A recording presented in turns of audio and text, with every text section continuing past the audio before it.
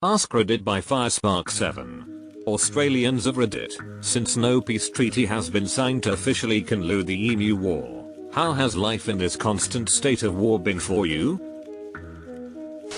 It is the 41st millennium.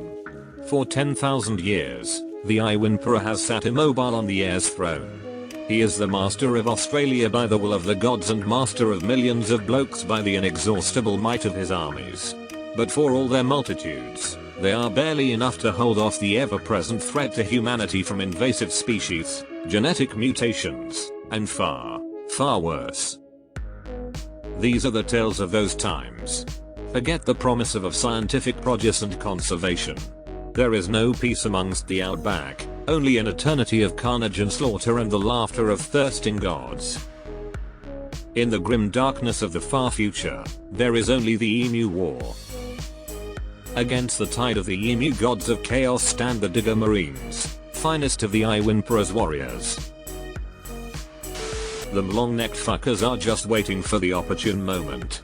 Considering our country is weakened and divided by cover, they are more than likely about to make a move in the coming weeks. They also took all the toilet paper, SMH. We've kind of reached a balance of mutually assured destruction.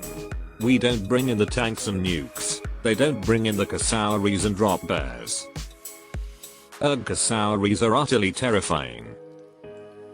Firstly, thanks for bringing this issue up. It often feels like nobody cares. This is just what the Emu loyalists want. Secondly, the war efforts themselves are an ongoing struggle for me and my unfeathered brethren. We try to stick our necks out on war-related issues, but the emus have always had us covered here as evolution has been kind to them when it comes to neck-related advancements and rhetoric. Lastly, our underground movements are gaining traction thanks to the tireless work of the Wombat Alliance, and the Eye in the Sky Koala efforts are proving vital to our current and future progress on the front lines. Hope for a COVID vaccine that doesn't work on emus is still in the works, but hope is on the horizon. We took back the cities, but it's in our minds that any day could be the day that we need to pick up our whacking sticks to defend our BBQ retreats from another invasion. Eat BBQ, or become BBQ. As a resident of Western Australia, where the majority of the battles have taken place, I am constantly reminded of this ongoing conflict. Every day I see emus, every day emus see me. We see each other as enemies, yet we are the same. Two species grown to fight amongst each other, based on the mistakes of our forefathers. Our emotions, our feelings, our hatred, all defined by our history and surroundings. It has defined our past, it defines our present. However, when I see these flightless aviarians, I see not a faulted species, but a mirror of ourselves. We have only known this conflict, but we shall not be defined by it. Neither of our species can fly. But with peace as a possibility, perhaps we can both soar. Beautiful. People don't really think about it. We are all preoccupied, watching in horror as our rebel kangaroos conquer Uruguay. See, I knew these kangaroos had to be state funded. They had too much resources for it to be a rogue operation. We are moving into spring. It is a terrifying time for us all as their allies the magpies launch sorties. Pray for us. I will. East Asia has always been at war with emunation. Always has been. Death to the emunation. Currently in the green zone, otherwise known as Tasmania. Everything is back to normal life now. Things got scary for a little while, but our premier looked after us. Got our borders shut down early and it's paid off. Everyone knows that emus can't fly over the Bass Strait, so we knew that would be advantageous in our victory against the feathered folks. But the rest of Australia, known to us Tasmanians as the mainland, has never fully recovered. Recent reports are showing they have some form of plague there at the moment. Horrid stuff. Onwards and upwards. The fight against the feather never ends. I'm in Victoria, Apparently emus are everywhere here. We can't even leave the house for more than an hour a day. I'm in Tasmania. So unless they develop the ability to navigate the strait, then I should be pretty okay. Unless they hire dolphin mercenaries to ferry them across, of course. We have sharpshooters constantly manning the northern beaches on lookout for them though, so that'd be a daring move on their behalf. You laugh, but having run into these fuckers in the wild, I tell you, they would kill you and everyone you love. After they're done torturing you in the chamber, of course. We never travel alone. Outside of the city walls, we drive in convoys of at least half a dozen vehicles. Some of them armored with machine gun turrets.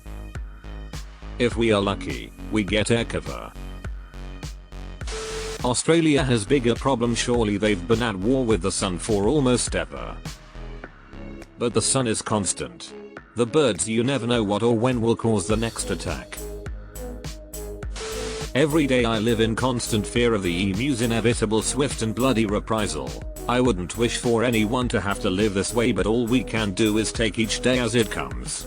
My great uncle Bowser has it worse. He fought in the war and it still hurts him to this very day. He can't even see a chicken without having a complete meltdown now.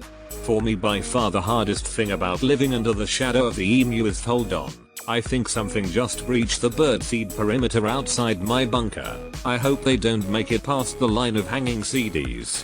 I'm gonna go check it. OU.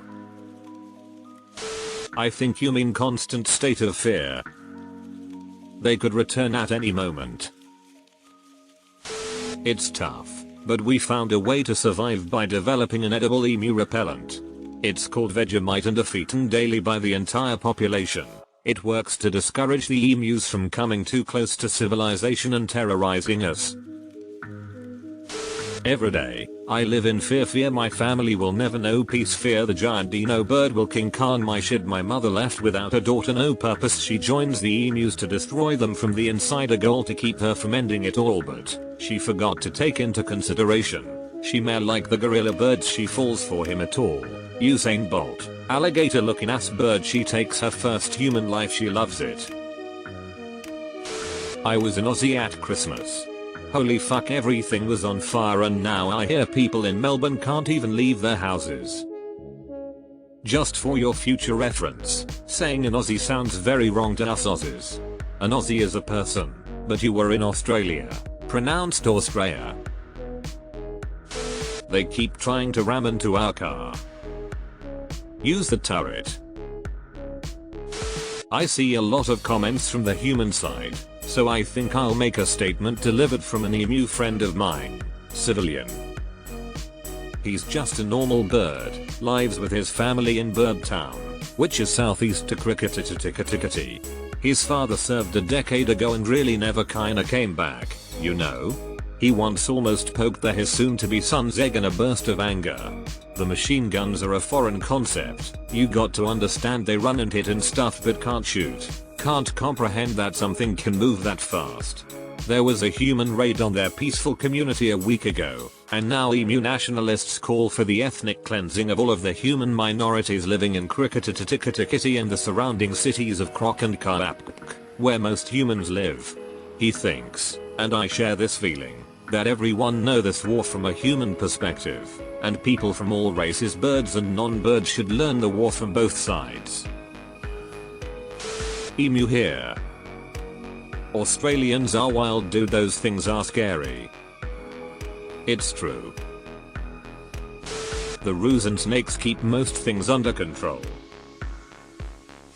It's been hard. Recently my town got attacked and even the M27s were no match for their terrible power.